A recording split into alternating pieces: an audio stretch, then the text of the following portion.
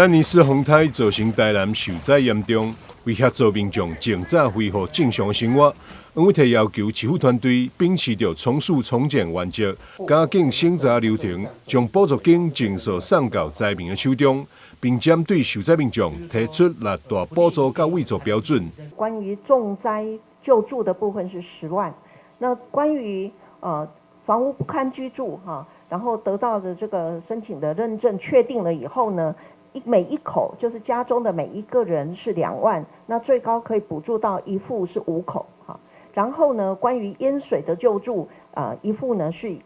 50公分以上呢是15000元。那这一个部分呢，台南市政府已经编列的是估算出来大概是3到4亿左右的经费。建物的屋顶以及外墙损害有达到超过20平方公尺以上100平方公尺以下的部分我们的补助金额是合法建筑物是补助1万元，然后非合法建筑物的部分是补助5000元。然后第二个部分是屋顶及外墙损害程度比较严重超过100平方公尺以上的时候，我们的补助的金额合法是2万元，非合法是1万元。汽车的部分含大型重机是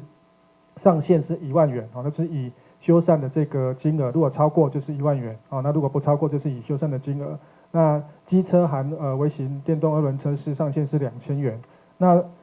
这个相关应备文件大概跟我们上次凯米风灾的这个泡水车的这个相关文件是雷同我们只是做一个微幅的修正。我们这一次台风的造成我们台南市的一些地区的一个灾损比较严重那我们有特别提出一些便民的就免收规费的民众如果像刚刚有提到又需要户籍誊本的，或者是身份证、户口名簿，还有门牌证明或者是我们铝制的门牌，这一些都可以来申请补发或者是换发都免收我们的规费除此以外，台南市政府开设救灾捐款专户，并强调所有捐款将专款专用，用伫咧协助受灾民众生活重建，并定期公布捐款所有项目，确保公开透明，让善心资源发挥上大效益。市府热诚邀请各界发挥爱心，为灾民伸出援手。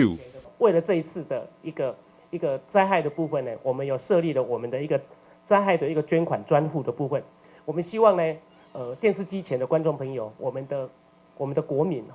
如果有看到这一则的一个记者会的部分，希望你们都能够慷慨解囊，然后发挥人机己机、人力己力的精神，来协助我们台南市来度过这一次的难关。丹尼斯风台灾损补助包含死亡救助、重伤救助、安全救助、饮水救助、建筑物修缮补助、泡水车等等的补助。市府宣布，为即马开始到8月15日进前，受灾民众会当减负相关证明，向当地公所提出申请。丹尼新闻张秀伟采访报道。